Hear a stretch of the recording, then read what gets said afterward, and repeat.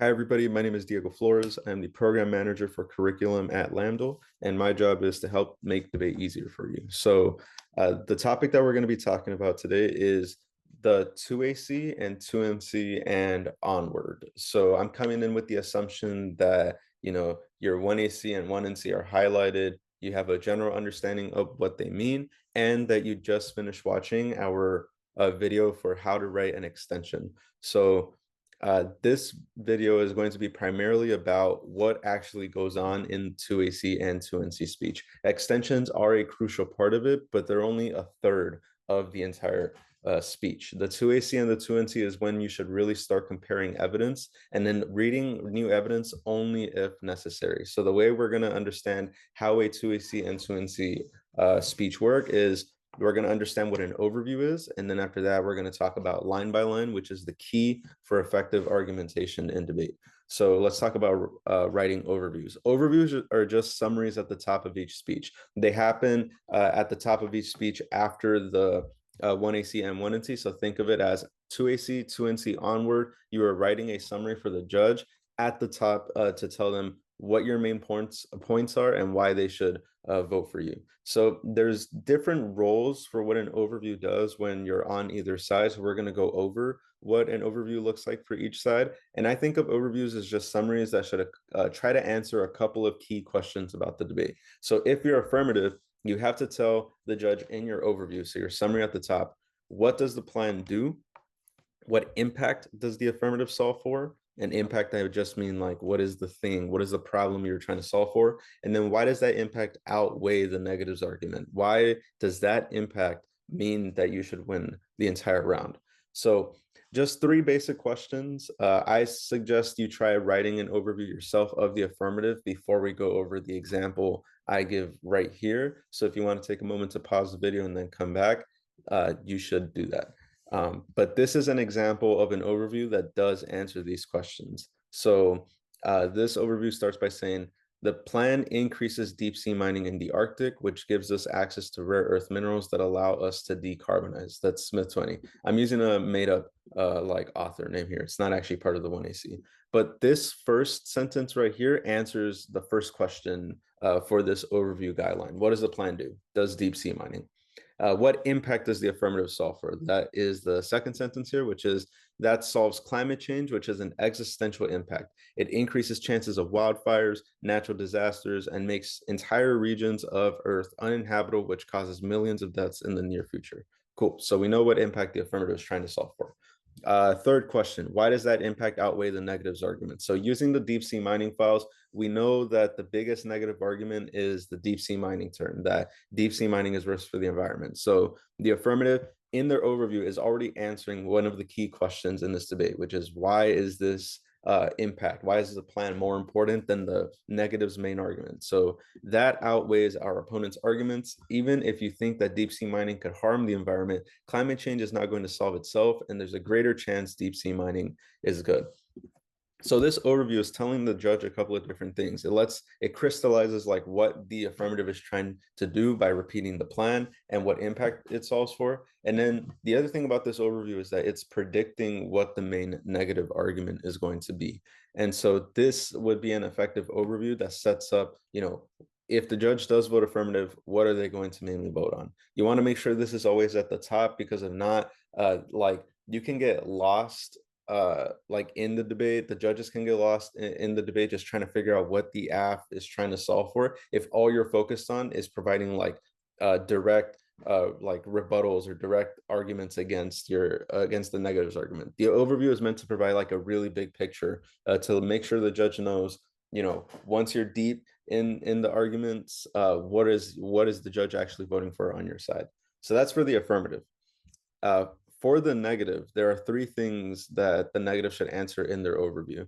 So again, we'll go over this. After that, you should pause and then try to write your own overview, and then we'll go over the sample one. So things to answer in your overview. What is the number one reason to vote negative? You should pick your most offensive argument for this. By offensive argument, I mean arguments that show that the affirmative, if the judge were to vote affirmative, they would make the world a worse place to live in. So their defensive arguments are arguments that just say the affirmative is not like solving as much as they think they do, or that their impact is not as big. So it could be like no solvency or no impact style arguments. Offensive arguments are like, no, if you vote affirmative, the world becomes worse, such as the deep sea mining term that says deep sea mining is worse for the environment. So I would put that as the number one reason to vote negative. The second thing to answer in your overview is, why is the affirmative more likely to make the world worse than better? So that, think of that as like, if you want to extend your offensive argument then and there, you should. Third is, why is your impact more likely to happen than the affirmative? So you'll see that number three is the same for the affirmative and the negative. You're trying to prove why your arguments are more pressing or more urgent for the judge to vote on than the other side. So let's look at this example now. The biggest issue with the affirmative is that they are betting on unreliable technology. There's a greater risk that deep sea mining hurts the environment instead of helping it. So this one is saying that there's a greater risk that deep sea mining hurts the environment. So that I understand that as that's the number one reason to vote negative.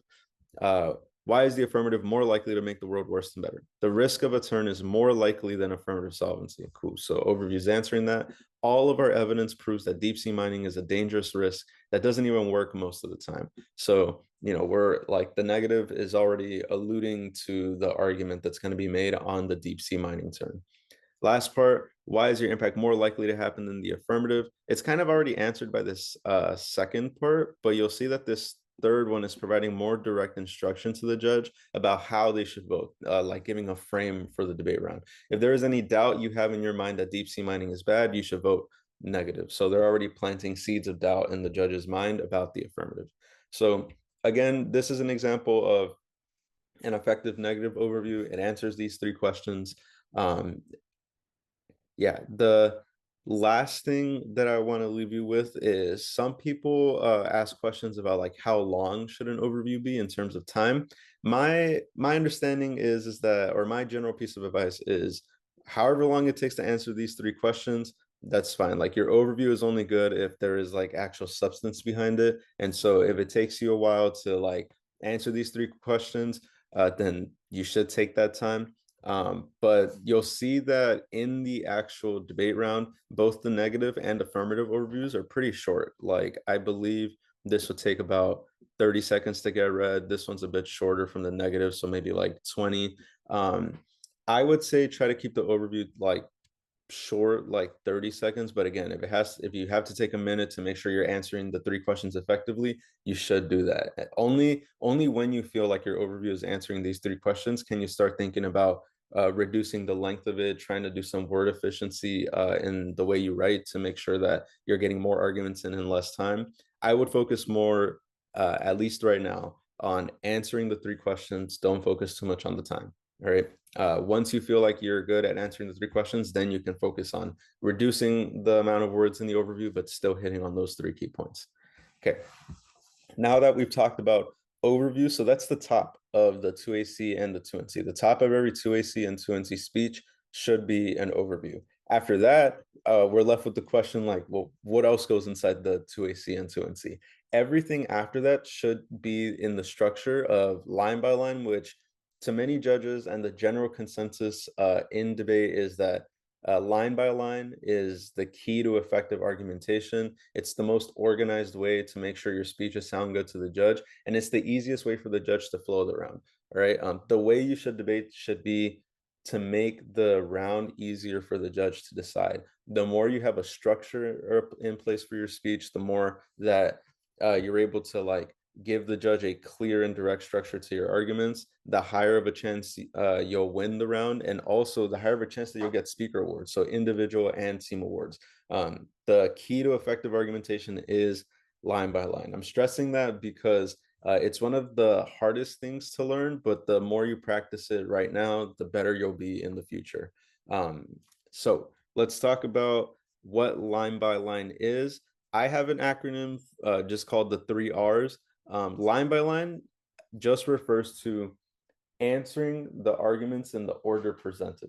That's all it is. So after the overview, if the 1NC starts off by saying the deep sea mining turn, and then second, they say no solvency, you answer it in that order. You don't go out of order You don't like choose which arguments you put at the top, just answer it in the order presented. Because remember, on the flow paper for the judge, they're flowing straight down. They're only writing the arguments as they come to them. The more you make sure that they're all in the same place, the easier it is it's going to be for them to connect the dots about what's happening in the round. The best way to practice line by line is using this format I call the 3 R's. Other people have like different names for it, but it's generally follows the same principles. So the first R you have in line by line is refer. By the end of these 3 R's, we're going to have 3 arguments against every single argument the opponent makes. We're going to have a 3-to-1 ratio. You'll see an example of this, but the first one is always refer, which just means extending a piece of evidence from your partner's speech that already answers the argument in front of you. So this is just like read an extension that already answers what the opponent is saying. So the structure, we went over this in a previous video. It is extend the author's last name, date, repeat the argument, provide warrants from the evidence, give a reason why your evidence/author is accurate. Always do that first before you answer the opponent's argument. Second R, as part of the 3 R's, is respond. Directly refute the argument that your opponent makes by attacking the evidence that they read.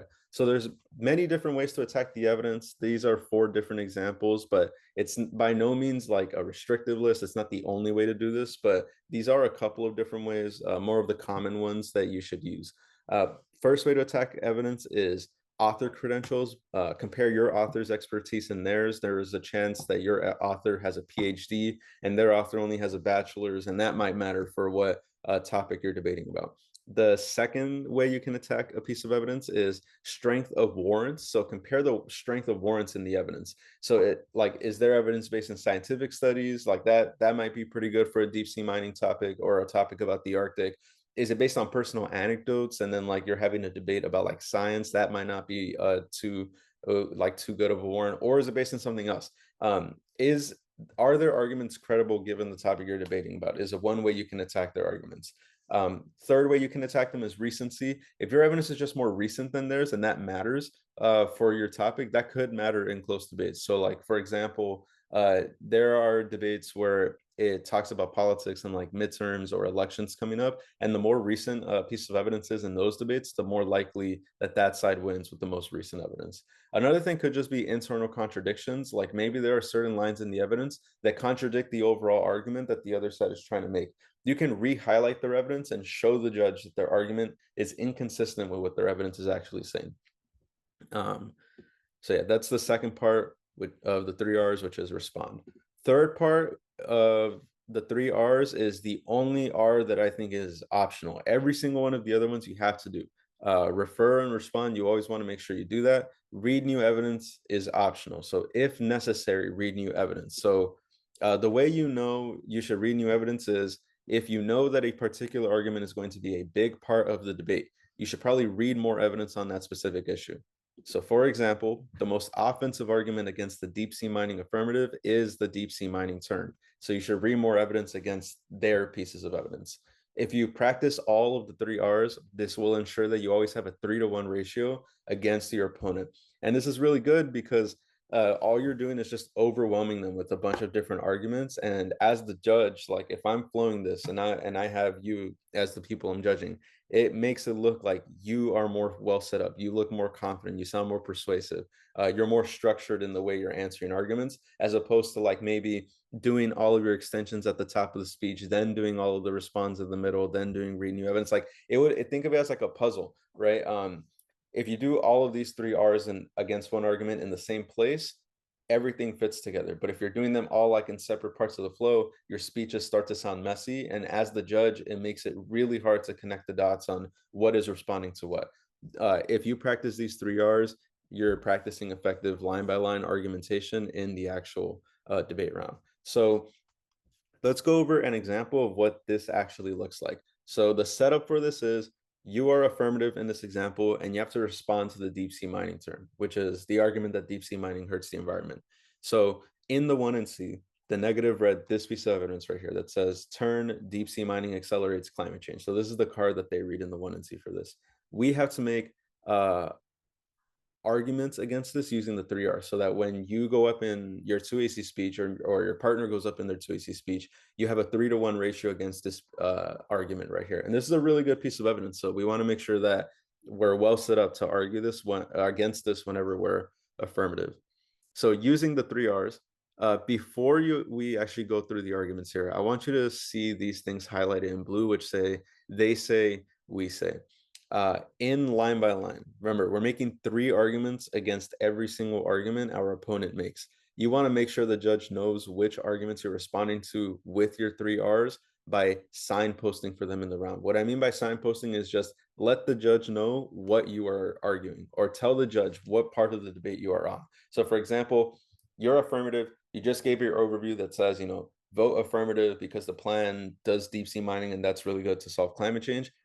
Don't just immediately go into your 3Rs against the deep sea mining turn. Tell the judge, like, they said the deep sea mining turn, we say this. That lets the judge know what part of the debate you're on, and then it lets the judge know to start thinking everything you just say, it's going to be against that specific argument. And then when you're outside of the deep sea mining turn, so after the deep sea mining turn, let's say the second argument is no solvency. You would just say, they say no solvency, we say this. So just make sure you keep your argument structured. So let's go over this example. Using the 3Rs, they say the deep sea mining turn, we say. 1, refer. Extend Dawson 21, REMs can be mined sustainably. Our evidence says that REMs can be recycled. So right here, this is the extension. So that's our first argument against the deep sea mining turn. We have an argument that says REMs can be mined sustainably. They're not that bad for the environment because they can be recycled. Second, respond. Their evidence is incorrect. It doesn't take into account that REMs can be recycled. So I got that because I read this piece of evidence, and it doesn't say anything about REMs that can be recycled, which reduces the need for deep sea mining. And their authors are only offering commentary on the issue. I misspelled this right here. My bad. Commentary on the issue. Our Dawson evidence comes from a researcher directly involved with deep sea minerals, which means they're more credible. So this response right here is attacking the Warren, saying that it's like their arguments are missing this specific context. And this response is attacking the author's credibility. It's saying that their author is only offering commentary about the issue. And I believe that's because they're probably only giving commentary on studies about deep sea mining, and the authors themselves were not actually part of these studies that this piece of evidence is mentioning.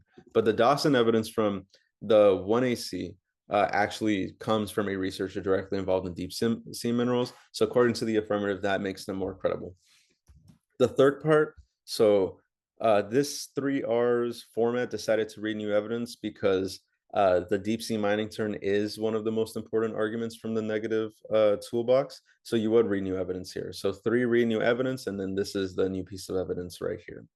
So using the 3R format against one negative argument, the deep sea mining turn, now the negative has to respond to 3 different things.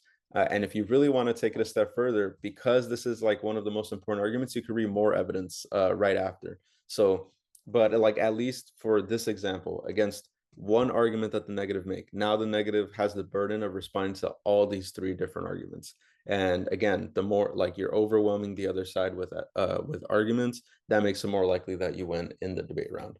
So before I talk about the drill that you should be doing to get better at line by line, I want to show you what this looks like from the judge's point of view. So I'm judging around, and I have the 2AC that's practicing effective line by line. So I have a copy of the 1AC right here, plan increases deep sea mining, and then reads the evidence. Cool. The 1NT goes up and reads 3 different arguments.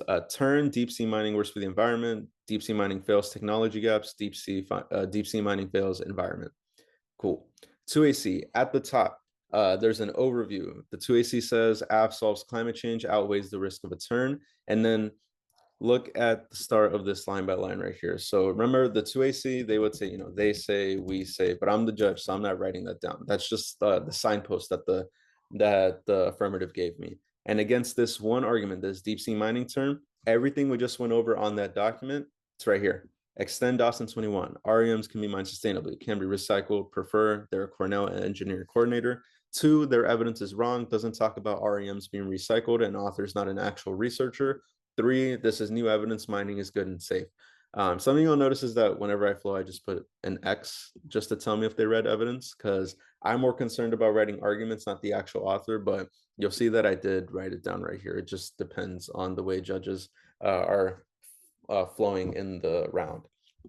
So the same process would repeat for this next argument right here. So after the 2AC is done giving 3 arguments against this specific 1NC argument, the 2AC would say, they say deep sea mining fails, technology gap, we say 1, 2, 3. So they would repeat the same process of the 3 Rs. With that being said, the best thing you can do to increase your skills in doing line by line is using the files. You should write a 2AC speech against the 1NC arguments, and remember to include the overview and then engage in line by line. So respond to all of the 1NC arguments in the order presented, and then signpost by using they say, we say in between every single argument. The only way you get good at line by line is if you practice writing it beforehand. The more you practice, the more this 3R format will become intuitive, and you'll be able to use it in the moment in the round. But for right now, what you should be doing is to make sure that your 2AC and 2NC speech like contain a level of structure and cohesiveness. Practice writing out your line by line, your pre-written responses using the 3Rs format. Sometimes what I see in rounds that I judge is debaters forget about line by line, and they just read evidence just straight down and then cut their time early because they have nothing else to say. Using the 3R format, you should be able to fill up the entire 8 minutes. Yeah. Hopefully this helped, and hopefully you practice more of the 3Rs.